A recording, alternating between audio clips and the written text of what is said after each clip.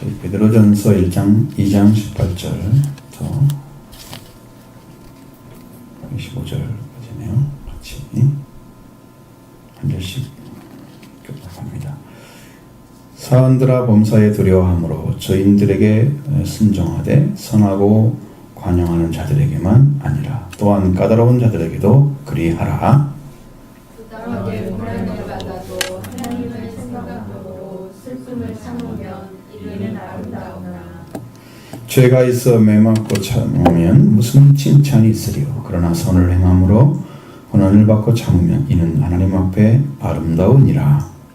이를 위하여 너희가 부르심을 받았으니 그리스도도 너희를 위하여 고난을 받으사 너희에게 본을 비춰 그 자취를 따라오게 하려 하셨느니라. 그는 죄를 범하지 아니하시고 그 입에는 거짓도 없으시며 욕을 당하시되 맞대어 가지 아니하시고 고난을 당하시되 위협하지 아니하시고 오직 공의로 심판하시는 이에게 부탁하시며 친히 나무에 달려 그 몸으로 우리 죄를 담당하셨으니 이는 우리로 죄에 대하여 죽고 의에 대하여 살게 하려 하심이라. 그가 채찍에 맞음으로 너희는 나음을 얻었나니 너희가 전에는 양과 같이 귀를 열었더니 이제는 너희 영혼의 목자와 감독되신 이에게 돌아왔느니라. 아멘. 아멘. 보여지는 단어들이 저 보면 고난에 대한 얘기가 몇 번 나오죠. 예수님이 고난을 당하시면서 어떻게 삶을 살아가셨는지, 어떻게 어떤 중심으로 변하지 않고 하나님 앞에 섰는지, 이 부분을 여러분 오늘 가져가셔야 될 말씀이에요. 가져갈 말씀이에요.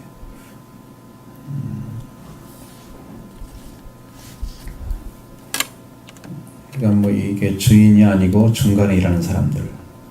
베드로전서에서는 청직이란 말도 사용하잖아요. 근데 중간에 또 사환이란 말도 사용하죠.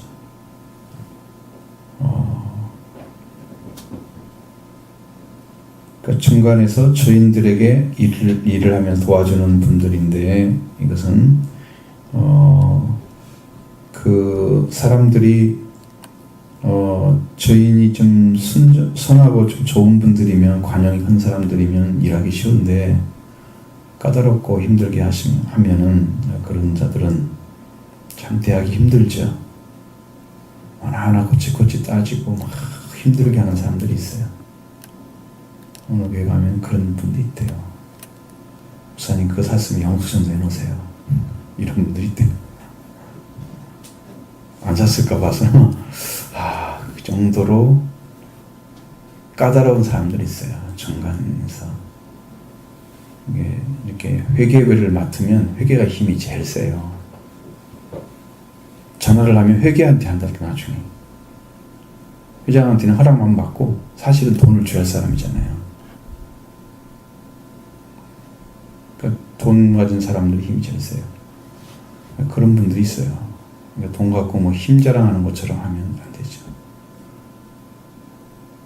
근데 그걸로 까다로운 주인이 있어서 그 일을 하려고 할 때 참 어떻게 해야 되냐. 여기는 두려움으로 순종해라. 범사에 두려움으로 주인에게 순종하라. 선하고 관용이 많은 사람. 이런 것은 너무 쉽죠.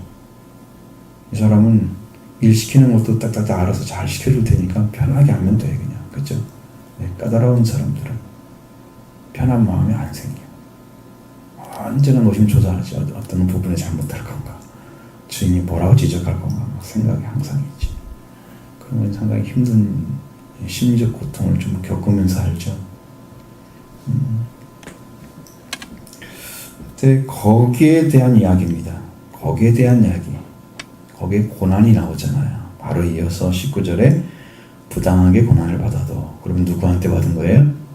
까다로운 주인들에게 받은 거예요. 근데 부당하게 한다는 그 사람들은 자기 중심이 더 강한 사람들이 까다롭잖아요. 성격이. 그러니까 조금 관용적인 사람들은 타인을 포용하는 사람들이에요. 타인 포용을 않고 자기중심 사람들이 굉장히 강해요. 성격이. 자기중심에서 그 바라보는 시각이 안 무너지면요. 실제적으로 여러분의 생활도 안 편하지 않습니다. 거기에 머물러 버리는 거예요. 성격도 그대로 형성하고 생각도 거기에 딱 머물러가지고 그것만 주장하고 그것만 하라고 그래요. 사고가 딱 고정되는 사람들이에요. 자기중심이 강한 사람들. 나이 먹으면 더 완고해져요. 회개하지 않고는 이것이 고쳐지지가 않습니다. 가면 갈수록 생명을 얻는 사람들은 그 완고하면서 깨어진 사람들이에요.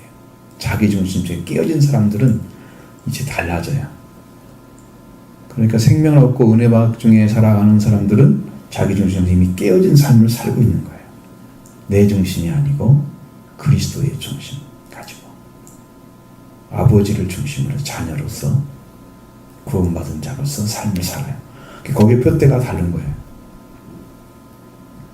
그러면 이제 고난을 받을 때 그런 중심을 가진 사람은 부당하게 고난을 받으면 하나님을 생각하고 슬픔을 참으면 하나님 앞에 이는 아름다우나. 자, 이게 중요한 일이죠. 아름답다는 말은 은혜롭다는 얘기죠. 하나님이 은혜 가운데 지켜보시는 거예요. 우리가 억울한 일을 당하죠. 그러면 그것을 하나님이 안 보시는 거죠. 그 사람들은 순간에 그렇게 생각할지도 몰라요. 우리를 바라보는 시각들은. 그런데 실제로 하나님은 그 순간을 보고 계신단 말이에요. 그러니까 우리가 안심할 수가 있는 거예요.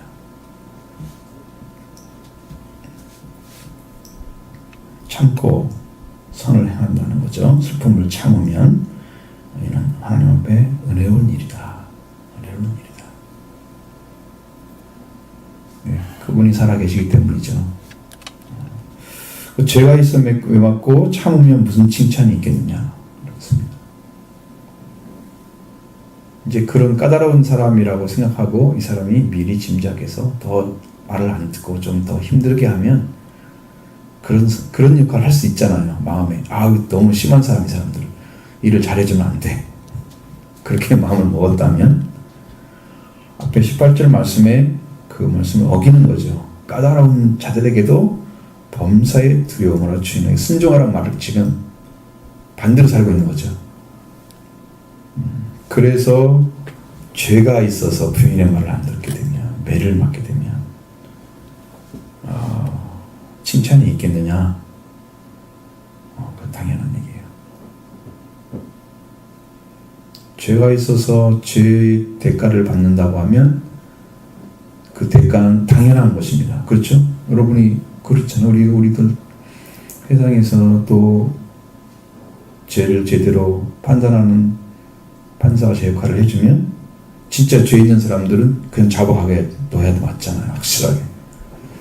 그렇게 안 하니까 세상이 불공평한 거야. 저울은 왜 들고 있는지 모르겠어요. 자유, 평등 써놓고 거기에 그걸 정확히만 한다면 세상에서도 올바른 거죠.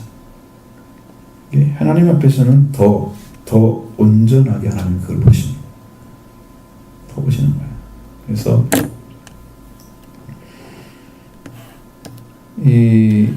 이렇게 까다로운 사람들에게 행할 때에 참고 고난을 받고 선을 행함으로 고난을 받고 참으면 하나님 앞에 은혜로운 일이다. 동일한 것입니다.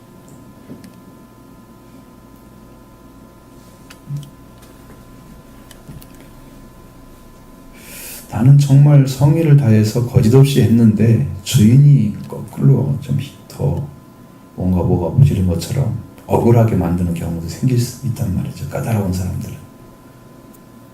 관용이 큰 사람들은 그게 그렇게 좀 그냥 덮고 넘어갈 수도 있잖아요. 쉽게 넘어가기도 하고 좀 그러는데 그렇지 않은 사람들은 그거 하나 따지면서 얼마나 이렇게 심적으로 막 노심초사하죠. 심리적인 병이 더 커요. 마음의 병 있잖아요. 마음의 병. 뼈가 마른대요. 성경에는. 잠언서에는 뼈가 마른다고 했어요. 마음이. 골수가 다 그냥 사라지는 거지. 그게 고통을 당하는 거지. 이런 일을 하게 되면 만약에 우리는 선을 행해서 고난을 받게 되면 이것은 하나님이 정말 우리를 아름답게 보시는 거예요. 그렇게 했을 때 나는 억울한데 마음에 그걸 가지고 있지 않고 그것을 하나님을 생각하고 참거나 그렇게 해서 그걸 참고 있다는 것은 내 안에서 그 사람이 부당하게 아니라 고난을 준 것에 대해서 그냥 받아들이는 태도야.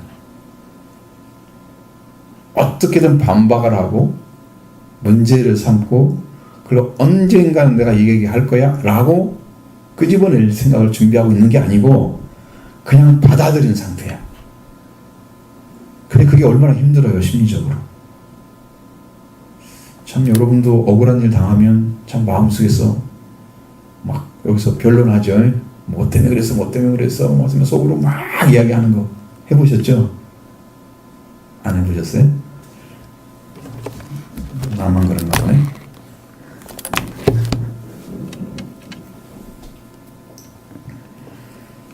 그래서 선을 행할 때 고난을 받는 것은 정말 하나님이 기뻐하시는 거예요. 참는 것은. 참이 참 어려운 것입니다. 그것은 왜 그러냐 그러면 여러분의 심리 속에서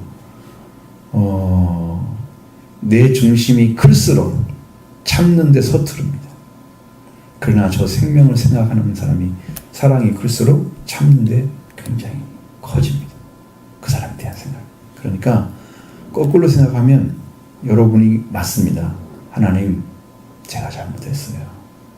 저 사람이 이렇게 했어도 제가 잘못했어요. 이렇게 받아들인 사람들은 거꾸로 십자가를 지고 가는 거예요. 그 사람을 대신해서. 그러니까 그 사람은 그 나를 억울하게 한 사람을 살릴 수 있는 사람입니다.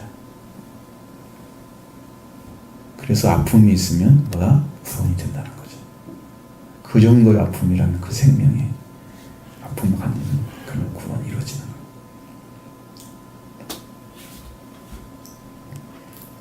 근데 잘 보세요. 너희 이를 위하여 너희가 부르심을 받았다고 말씀하고 있잖아요.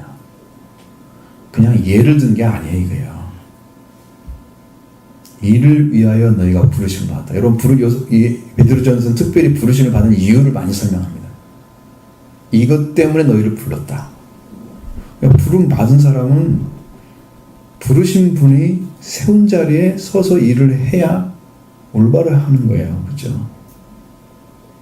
그렇지 않고 자기가 원하는 대로 살아가는 것은 부른 분과 상관없는 삶이에요. 그럼 우리의 신앙도 마찬가지. 교회를 와서 신앙생활 하는데 여러분이 하나님이 세우자 한 자리에 딱 세우려고 계속 말씀을 주는데 그것을 올바로 알아줄 수 있는 준비만 딱 돼 있으면 바로 가는 거예요. 그 준비는 미루고 왜 그 말만 계속 하는지에 대한 의문을 가지게 되면 이건 불신이 되는 거지. 그러니까 여러분이 아주 작은 차이가 큰 차이를 만든다. 그 마음의 준비만 돼 있으면 은혜로 들어가는데 마음에서 안 들어가고 안 받아들이면 거기서 문제가 생기기 시작하는 거예요. 여러분 부른 바른 자리에 서셔야 돼요. 이를 위하여 불렀다고 그랬으면 그것 때문에 서 있어야 돼요. 여러분들이 지키고. 신앙은 받아들여서 알고 있는 게 중요한 게 아니라 그대로 살아주는데 지키고 있는 자리에 그 자리를. 그게 더 중요합니다. 은혜를 받았으면 은혜 받은 자리에 서 있어야 됩니다. 하나님의 자녀로 불렀다 그러면 내가 자녀 자리에 찾아서 그 자리에 서 있는 것이 하나님의 명령이에요. 그게 목적이고. 이를 위해 부름 받았다. 근데 이제 그거 무엇을 지금 얘기하려고 하냐면 그 그리스도는 어떻게 했느냐 그거예요. 고난을 받았을 때 그리스도는 어떻게 했느냐는 거죠.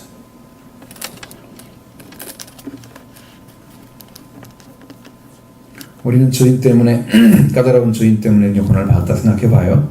그 반대로 예수 그리스도는 우리 때문에 고난을 받으신 거예요. 그는 죄의 문제에 관련돼서 그가 죄 지은 건 아니잖아요.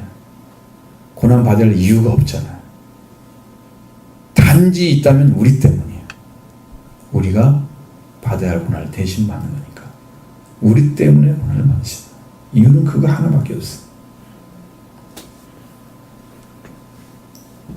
어떤 고난, 어떤 자체를, 어떤 본을 보여서 그가 간 길을 따라가려고 그렇게 하셨느냐? 그것이 이제 21절에 그는 범죄하지 않으시고 그 입에는 거짓도 없으시고. 범죄하지 않았다는 것은요, 여러분, 죄를 위해서 고난 당할 이유가 없다는 얘기예요. 근데 예수님은 고난을 당하셔. 예수님 사람들 싸워가지고 뭐 코피 터졌네 이런 얘기 안 써있잖아, 성경에. 그쵸? 누구 다리를 부러뜨렸네 이런 말 없잖아. 다 자기가 당하는 거잖아. 물론 말은 진 적은 없어. 한 번도 진 적은 없어요. 올바르게 말씀하시니까. 하나님의 말씀, 하나님이 오셔서 하나님 하시는데 누가 그거 틀리게 말씀하세요. 완전한 말씀하셨어도 그들이 안 받아들였기 때문에 예수님이 그것과 맞서 싸워서 같이 싸워서 더 큰 능력을 나타내가지고 그를 윽박질러가지고 그를 무릎 꿇게 하는 그런 일을 하지 않으신 거지. 오히려 그들의 죄를 받아들이셔서 그 죄를 대신해 죽으시는 거지. 속죄는 그렇게 이루어지는 거예요.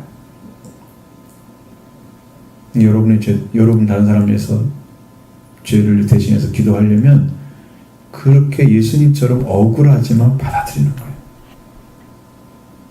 받아들였을 때만이 그를 위해서 대신 기도할 수 있게 되는 거예요. 원수를 위해서 축복해줘라, 기도해줘라 이런 말이 그냥 남의 말처럼 들리면 내 마음에는 아직도 아무런 변화가 없다는 거예요. 예수를 믿었는데 그분을 위해서 여러분의 심령이 변화된 세계를 지금 찾아가고 있는 건데, 영적인 위치가 찾아지고 있는 건데, 하늘의 영광을 지금 바라보며 쌓아가고 있는 건데, 그렇죠? 그 고난의 삶이 영광을 찾는 삶이에요.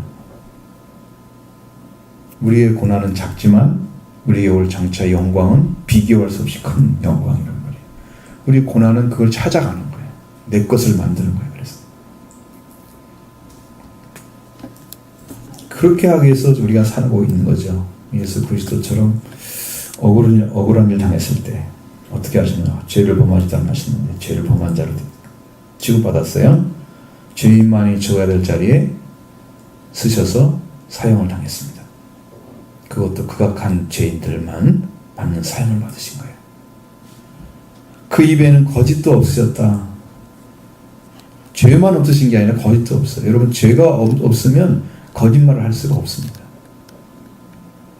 죄가 있으면요, 숨겨요. 속에다가 말을. 진짜 참말은 지 속에 있는데 그 말을 안 꺼내고요, 말을 다른 말을 해요. 근데 죄가 없으면요, 이걸 바꿀 수가 없어요. 내용이 없어요. 죄 내용. 그러니까 그냥 참말만 하는 거야. 예수님은 진리라고 하는 이유는 예수님 안에 하나님의 말씀만 있고 인간의 말이 없는 거예요. 그러니까 다른 말을 할 수가 없는 거예요. 예수님. 여러분이 진리 가운데 깊이 들어가면 그런 영적 세계를 만나요. 그러면 나는 사람 말을 할 수가 없구나, 그걸 알아요. 거기 들어가면 알게 돼. 그거 만나지는 거거든요. 아, 그것은 그래서 이제 인간의 말을 하고 싶지가 않아. 그냥 사람이 인간적으로 잘해주고 이런 것이 아니고 정말 말씀대로 살고 있는 생명을 위해서 이야기하고 말씀 전하고 그러고 싶은 거지. 그 위치가 바뀌어져 그래요. 그러니까 죄가 없는 사람만 그걸 할 수 있어요. 우리가 죄사함 받아야 그게 가능해지는 거예요. 죄사함 받으니까 바로 그냥 그 하나님 말씀만 하고 인간의 말 안 하는 거 아니에요. 왜? 어린아이가 태어났는데 그걸 알 수가 없잖아요. 육체로는 어른이잖아. 세상 거 다 가지고 있잖아. 그렇죠? 근데 영은 금방 태어났어. 얼마나 깊이 알겠어, 영적인 거. 모르니까 이게 같이 섞여 있겠죠. 육적인 게 더 많아요, 그런 사람들은. 그런데 딱 들어가서 진짜 얘기해보면 영적인 거 이해하는 거, 말하는 거, 이것이 섞여져 있는 거 확실해요. 건너는 알 수 있어요, 영으로. 시간이 지나서 그분이 말씀으로 성장해 가면 그 이해도가 높아지면서 인간적인 죄성은 점점 약해져요. 점점 약해져요. 나중에는 육적인 것이 다 무너져 버려요. 완전히 무너진다고 장담할 수 없어요. 성경에 보면 그렇게 말하지는 않습니다. 다 이룬 자들도 그렇게 말하지는 않습니다.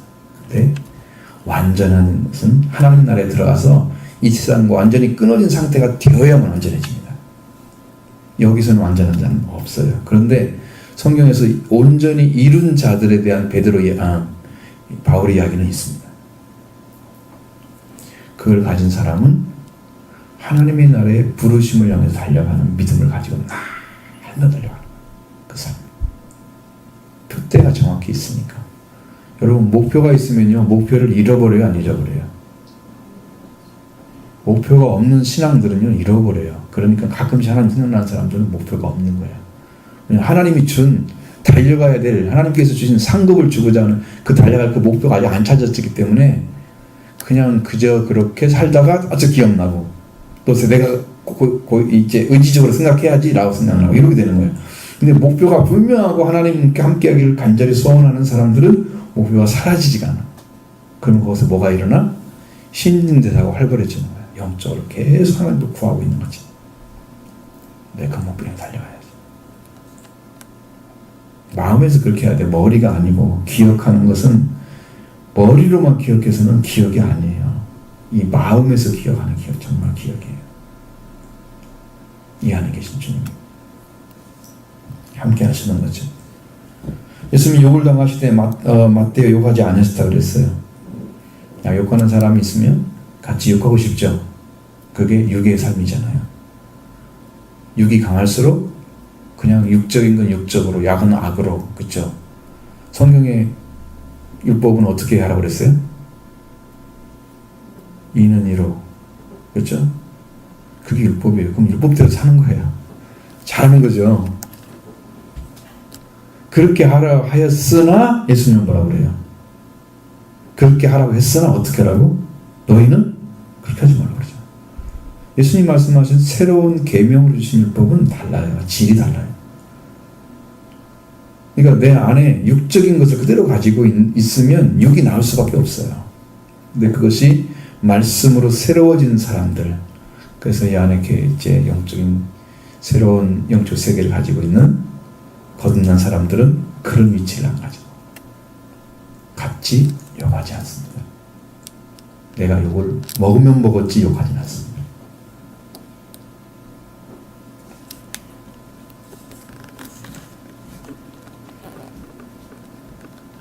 예수님이 욕하려고 하면 천국의 욕도 다 해버리면 진짜 못 알아듣고 욕 엄청 얻어먹는데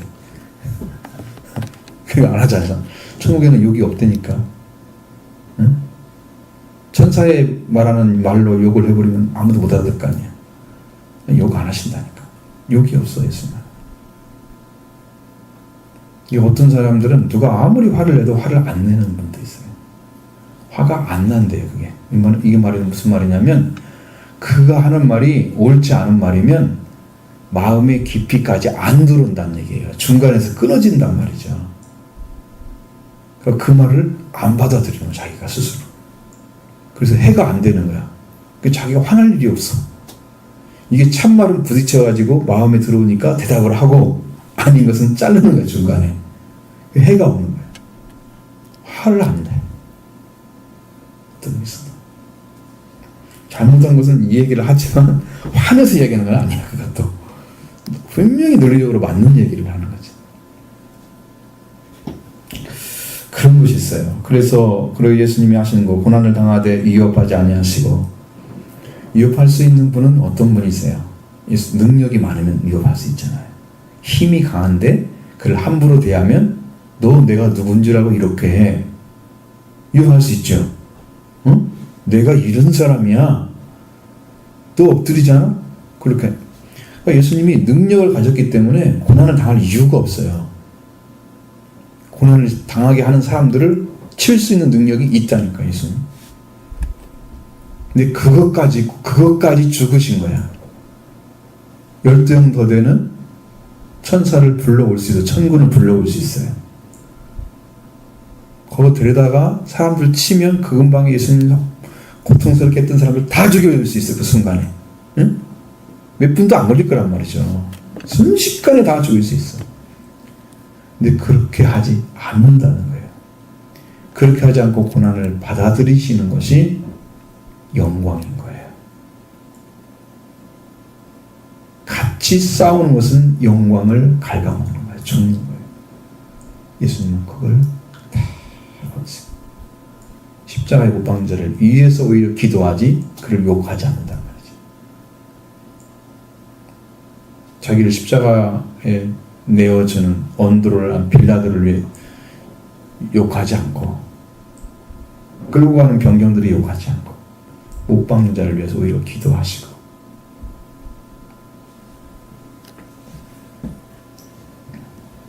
그렇게 하신 고난을 당하시되 이어하지 아니하시고 그것은 자기가 고난을 받아들이셔서 고난을 당하는 일로 인해서 인류를 구원할 길만 걸으시는 거고 그를 고난을 줬던 자들에 대한 것은 하나님이 공의로 다스리고 계시다. 그것이 남아있기 때문에 하나님께가 올바로 되어 있다면요 그런 것들에 대한 두려움이 없습니다. 왜? 그 나머지는 하나님이 하실 거니까. 그렇게 생각하면요 마음에서 하나 상처가 안 돼요. 왜냐하면 성경이 여러분 정말 무서운 얘기는 행한 대로 갚으리라. 그게 제일 무서운 거예요. 너는 지금 모르고 나를 가해해서 힘들게 했지만 그 사람은 네가 한 것에 따라서 그대로 갚음을 받는 거야. 나는 그냥 고난을 받아들이면 돼. 그게 얼마나 무서운 일이야 그게. 숯불을 머리에 쌓아놓으라 그러잖아요. 너무 무서워. 같이 안 싸우고 같이 여하지 않고 오직 공의로 심판하시는 이에게 부탁하시며 오직 하나님께만 향해서 심판하시는 그 하나님을 의지했다는 거예요. 고난을 당하시는 순간순간 예수님이 부활하고 죽으시고 부활하신 후에는 예수님이 심판자이십니다. 왕으로 오십니다. 예수님. 이 땅에 하나님이 재림한다는 성경이 안 나와요. 누가 온다고 그랬어요? 예수 그리스도가 심판자로 오십니다. 당하실 때에는 심판을 할 분에게 의탁해서 드렸지만 그러나 부활하신 후에는 그분이 왕이십니다. 다스리십니다. 그래서 예수님의 이름 앞에 무릎 꿇지 않는 사람들은 예수를 주로 신하지 못하죠. 알지 못하죠. 그러니까 그 앞에 무릎을 꿇는 사람들만 구원이 이루어집니다. 이게 달라지는 거예요. 위치가. 예수님 돌아가시기 이전에는 그냥 사람으로서 보여지는 부분이 더 많았지만 부활하신 후에는 하나님으로 보여지는 거예요. 그래서 도마가 주님, 나의 주님이신 나의 하나님이라고 고백하잖아요. 부활하신 주님이 하나님으로 보였다는 거죠. 그걸 발견한 사람이 거의 없습니다. 도마처럼 예수님이 하나님인 걸 발견한 사람들이 없어요. 우리 여러분의 심령 안에는 예수님 누구로 지금 믿고 있습니까? 하나님의 아들로 거의 믿는다고 고백을 하죠. 물어보면 거의 대부분 성도들 물어보면 하나님의 아들로 믿는다고 고백할 거예요. 하나님으로 믿는다는 말을 하는 분은 거의 없을 거예요.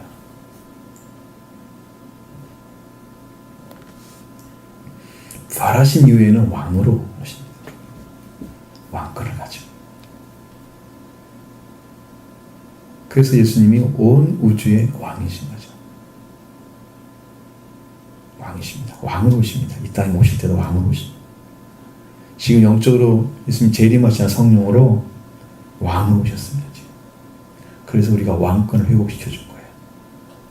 이걸 믿으셔야 돼요, 여러분이. 왜냐하면 우리는 고난이 없어요. 거부할 고난도 없고요. 안 믿을 고난도 없어요. 그냥 있는 대로 받아들이는 게 100% 옳은 거예요. 그게 올바른 거예요. 우리한테는 그런 고난이 없어요. 왜? 우리는 구원받을 대상일 뿐인 거예요. 그분이 가지고 있는 고난을 우리가 있네 없네 이거 판단할 어떤 근거도 없고 그걸 주신 적이 없어 사람에게. 그러니까 여러분 받아들이고만 우리가 알 수 있는 거예요. 구원 받아야 할 대상이기 때문에.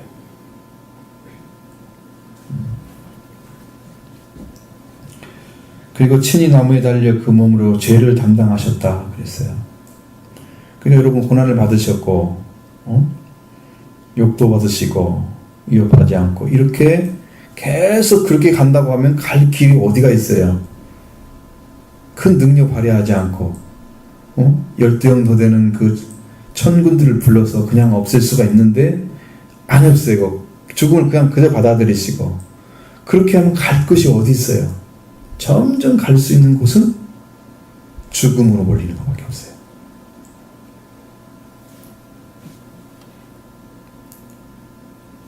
그러니까 여러분의 신앙이 진짜 크면은 고난을 받는 거예요. 받아들이는 거예요. 그러면서 대신해서 기도해 주는지 그렇게 잘하는 거예요. 영적으로 성장이 그러죠.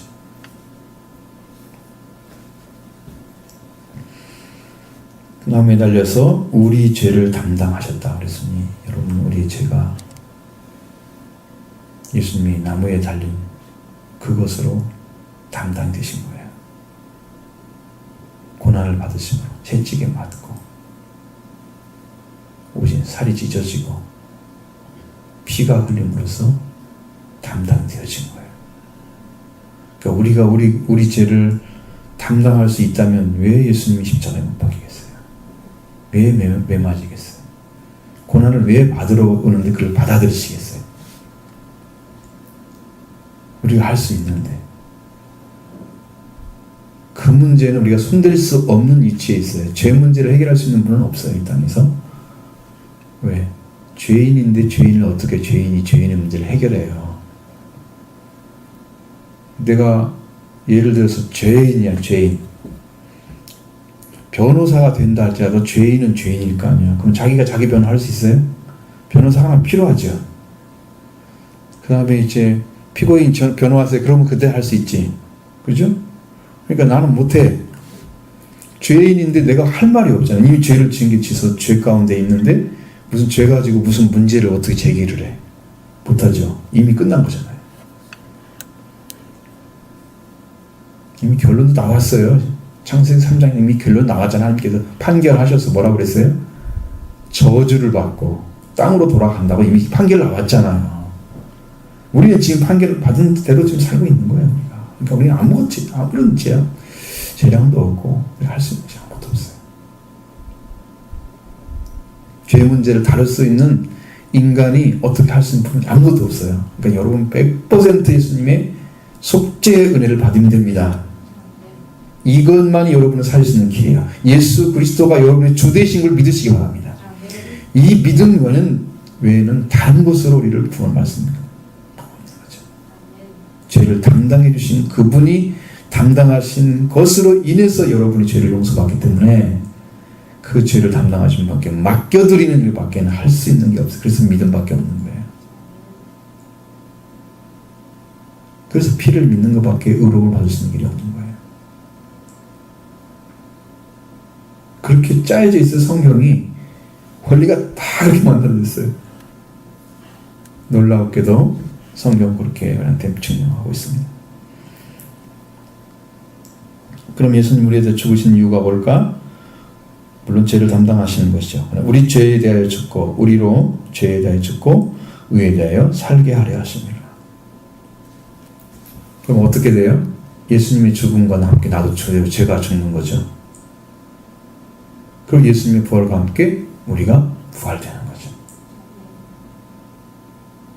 그거 외에는 우리가 다시 살 수 있는 방법이 없다. 예수님의 십자가에 죽으심, 죄를 담당하신 그 예수님과 함께 내가 그 장사 지낸 바 되고 무덤에 갇혀서 무덤에 장사 지낸 바 되고 예수님의 부활을 통해서 하나님 부활을 주신 것처럼 그 부활을 통해서 여러분의 하나님 관계가 올바르게 되어지는 의로움을 얻는 길. 예수님의 십자가와 부활이 여러분 이루어지는 것 외에는 구원이 없다는 거죠. 예수님이 오시면 그 일을 해주십니다. 여러분한테. 이 안에서 이루어집니다.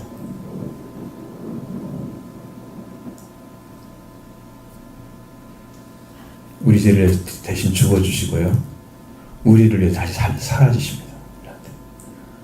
내가 그 예수님이 살아서 내 안에 계시면 그 예수님 때문에 내가 하나님의 아들이 되는 거예요. 딸이 되는 거예요. 그분의 신분이 여러분의 신분이에요. 그 전에는 예수님이 오시기 전에는 죄인이 주인 아닌 존재에게 지금 빼앗겨 살았던 자를 다시 찾은 거야, 하나님께서는. 그래서 거듭났다는 말을 쓰는 거예요. 밖에 있던 아들이 돌아오는 것처럼. 다시 돌아오잖아. 두 번째 온 거잖아요. 하나님 집에 있다가 밖에 빠져난 것처럼. 여러분이 거듭나면 다시 신분이 찾아지는 거예요. 그 신분은 하나님께서 주는 대로 받는 거예요. 주는 대로. 여러분은 왕이신 예수 그리스도를 만났으면 여러분은 왕으로 받는 거예요. 아들이신 예수를 만났으면 아들로 받는 거예요. 다 있어요. 여러분이 받을 수 있는 것이. 성경에 다 나와 있어요.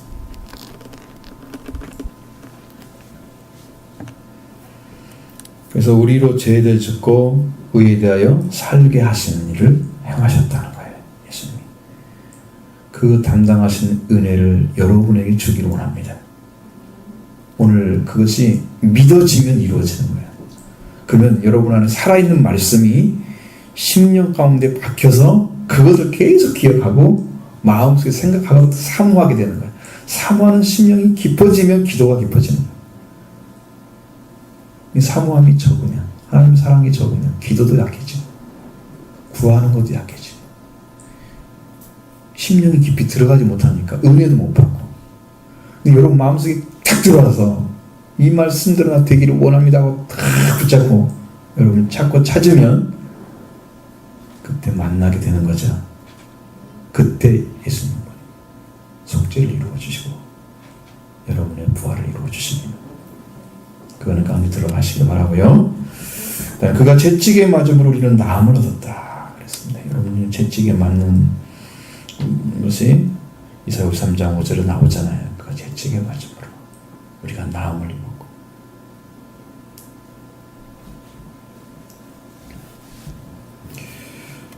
채찍에 맞는 것은 그가 당해야 될 방법 중에 하나예요. 고난 중에 하나인 것이지. 그가 담당했던 것들은 우리의 육적인 문제, 영적인 문제, 그 다음에 영원한 생명의 관까지 다 예수님이 고난을 통해 다 당하신 거예요. 다 이루신 거예요. 그것이 다 이루어졌어요. 예수님은 십자가에 못 박히면서 다 이루었다고 말씀하셨습니다. 이미. 그러니까 예수님이 이미 십자가에서 이미 다 이루신 거예요. 그걸 여러분 안에 오셔서 이루십니다. 오셔서. 한 분 한 분 생명 가운데 이루십니다. 다 이루어졌는데 내 안에도 이루어져야 할 거 아니에요. 근데 내 안에는 내가 스스로 있는 게 아니라 나를 구원하신 주님이 내 안에 계시면서 그 말씀을 이루어 가시는 거예요. 끝에 가서는 완성이 되면 온전히 이룬 자가 되는 거예요. 그 사람이. 그 사람만 그 길을 가는 거예요. 그러니까 이게 영적인 길은 좁은 길이라 찾는 사람만 알 수밖에 없게 돼 있던 성경이. 사모하시기 바랍니다. 찾지 않으면 안 되는 거예요. 여기 한 50명 앉았으면 이게 착착 들어가는데 안 들어가는 것 같아요. 집회를 가야 되는 이게 일이 벌어지지. 자, 그러니까 그게 여러분이 영의 문제, 육신의 문제, 죄. 영의 문제는 죄에 관련된 거예요. 육신의 문제는 병에 관련된 거예요. 그렇죠? 하나님과 우리 관계 회복은 평화의 관계예요. 그 관계까지 다 만들었어. 그게 부활로 연결되는 거예요. 예수님이 십자가에서 다 이루어진 거예요. 그것을 이루시고 부활하셔서 완전케 하셨기 때문에 우리가 그 예수를 믿고 하나님 자녀가 되면 이 하나님 관계가 완전해지는 거예요. 뭐까지 다 이루어졌어요? 천국에 들어갈 수 있는 가서 영생할 까지 다 이루어졌어. 나한테 지금 씨앗이 다 떨어진 거야, 이 안에. 그 안에서. 그게 뭔 말이냐면 여러분 씨를 심을 때 그 안에 무슨 알갱이 하나만 딱 심는데 그것이 커가지고 막 이렇게 나무도 되고 열매 맺고 막 그러잖아. 그와 같이 이미 하나님 나라의 씨앗이 그 안에 다 들어가 있다 그 말이에요. 그런데 심어져서 여러분 심령 안에 그게 자라잖아요. 그러면 그것이 다 내 것이야. 그 영광이 다 내 것이고. 나한테 주신 거야, 그게. 그 씨앗이. 예수님은 그 말씀을 씨앗이라고 말씀하신 천국의 아들들이라고 말씀하시고 말씀이 씨앗이다 그랬습니다.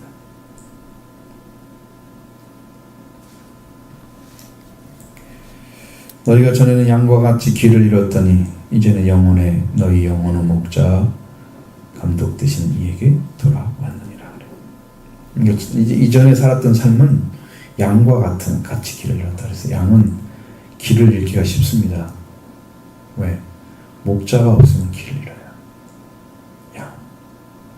지금처럼 막 멍멍이 시켜가지고 몰아다니는 그런 목장하는 게 아니고 옛날에는 길을 갔다가 오고 막 그랬잖아요. 며칠 있다가 또 오기도 하고. 그러면 거기는 뭐 그런 걸 시켜서 하는 것이 아니라 사람이 직접 했단 말이에요. 양무리를 하고. 그렇죠? 예수님의 방식은 양에 대한 이야기를 예수님이 하시면은 예수님은 가면은 목자는 따라왔다고 얘기를 하고 있어요.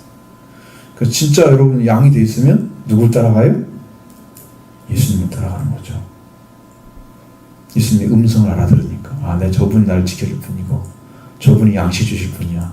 그걸 알고 있어. 양은 저분만 나를 지켜줄 수 있는 분이야. 안심할 수 있어. 그러니까 그 음성만 들려오면 그 음성을 딱 듣고 딱 따라가는 거야. 들어가고 나면 꼴을 얻도록 해주시는 분. 예수님이 양의 문이잖아. 그러니까 들어가도 나가도 다 꼴을 주시는 분. 예수 그리스도만이 그걸 하실 수 있는 분이기 때문에 따라가는 거야. 만약에 목자가 없다고 하면 우리는 다 길을 잃은 사람. 길을 잃은 사람.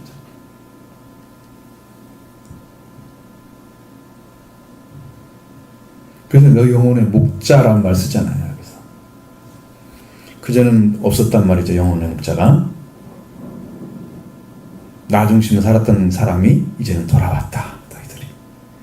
얼마나 놀라운 감동이 있죠. 그전에는 내가 오는 대로 살았던 것들이 이제는 목자에 의해서 다 끌려가고 이끌어주는 대로 따라가고 그 은혜를 이끌어주고 너무나 은혜. 우리를 우리 감독 대신 여러분의 삶을 총체적으로 책임질 수 있는 분은 감독이신 예수 그리스도밖에 없습니다. 왜냐하면 다스리시기 때문이죠. 그분은 돌아와서 그분과 함께 살아가는 거예요. 신앙이 많은 분들이 혼란스러운 것이 뭐냐면 예수 그리스도를 믿느냐 안 믿느냐 라는 것을 물어보면 여러분은 뭐 갖고 얘기합니까? 여러분의 기준은 뭐예요? 여러분 예수님 믿어요. 그럼 뭘 가지고 예수님 믿는다고 얘기해요?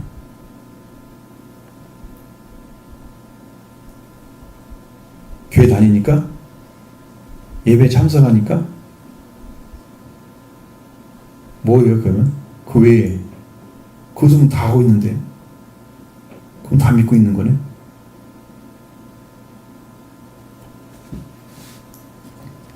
회개에서 돌아온 경험이 없으면 믿는 거 아니에요. 돌아왔다는 것은 내가 누구한테 가야 할지는 걸 알았다는 얘기잖아요. 지금 영적으로. 내가 누구한테 가야 할 것을 알았기 때문에 돌아가는 거예요. 그분이 우리의 영혼의 목자이신. 그분을 알았기 때문에 따라가는 거예요. 그분만 날 지킬 수 있는 분이기 때문에. 어린 양이 인도한 대로 따라가는 사람, 성량을 받고 죄의 성량을 받고 그 사람이 14만 4천에 들어가는 그게 나와요. 어린 양이 가는 대로 따라가는 사람들. 그냥 목자를 따라다니는 거예요. 양들은. 진짜 양들은 예수 그리스도 가는 데 따라가는. 지금은 영으로 있는 곳이잖아요. 성령으로. 성령이 역사하시는 대로 일을 하시는 거예요. 진짜 양들. 다윗 같은 사람도 양이라 그랬어요. 근데 목자로 세우잖아. 나중에 보면 나라를 다스리는 큰 임금으로. 양 중에서 목자를 치는 거예요. 그러니까 우리가 다 교회를 다녔는데 어떤 사람을 목자로 세워가 이것도 세우잖아요. 목사를 세우고 그 양 중에서 세우는 거예요. 하나님께서 다윗처럼 그렇게 세우는 거예요. 성경에 예수님은 뭐라고 그랬어요? 예수님은 어린 양 아닌가요? 예수님 어린 양이죠. 근데 목자죠. 똑같아요. 사람이면 그렇게 돼 있어요. 원리가 양 중에 있다가 목자로 세워지는 거예요. 하나님의 방식이에요, 그게. 우리도 자라서 교회에서 열심히 자라고 말씀대로 순종하고 막 이런 삶을 살다가 하나님이 세우시면 딱 서는 거죠. 돌아왔느냐 안 돌아왔느냐, 회개하고 여러분 예수님 만나서 예수님 통해서 여러분이 예수님이 이루어주신 구원을 여러분이 받고 살아가느냐 안 받고 가느냐, 이게 믿음의 차이예요. 나는 구원이 왔는지 없는지를 고백할 수 없다면 아직은 불완전한 믿음이고, 그건 자기가 믿는 믿음이 훨씬 크다는 거죠. 100%일 수도 있어요. 왜냐하면 내가 이렇게 믿어야 된다고 생각하는 그 믿음의 체계를 안 버리고 하나님이 주신 것을 받아들일 수 있는 준비가 안 됐으면 이 사람은 자기 믿는 방식을 고집할 거 아니에요. 그러면 믿을 수가 없다는 거죠. 그걸 내려놓고 하나님이 구원을 주세요라고 해서 믿음의 체계가 하나님으로 세워져야만이 그게 믿을 수가 있는 거예요. 많은 분들은 많은 교회에 다니면서 다 경험을 했기 때문에 나름대로의 믿음과는 신앙관을 가지고 있는 거예요. 그것이 예수를 만남으로 다 깨집니다. 만난 다음에 깨지는 거예요. 깨지니까 만나는 게 아니에요. 네. 때를 다 먹이고 목욕탕 가는 게 아니야. 그죠? 때가 있으니까 목욕탕 가는 거야. 예수님 만난 다음에 그 잘못된 생각, 그런 것들이 박살나는 거지. 그냥 이건 아니다라고 지금 말씀하시고, 그 다음에 날마다 죽지 않으면 이 말씀과 내가 생활이 부딪히죠. 성경은 뭐라고 되어 있어요? 성령과 육신의 생각이 항상 부딪힌다고 나오잖아요. 그러면요, 영적 혼돈이 와버려요. 거기서 성령을 인도받는 자리 하나님의 아들이에요. 여러분의 영혼도 이렇게 돌아와서 이 고난의 예수 그리스도를 통해서 무엇을 얘기하고 있습니까? 고난의 예수님을 통해서, 예수님의 고난을 통해서 이걸 이렇게 이루었다. 너희도 고난을 통해서 예수 그리스도와 함께 고난을 받아들이고 이렇게 살아서 이런 삶으로 승리의 삶을 살아라. 예수님이 오늘 다 보여줬잖아요. 여러분의 삶을 이렇게 말씀으로 지도하고 있습니다. 올라는 진리 가운데서 여러분의 영적 성장이 있기를 바랍니다.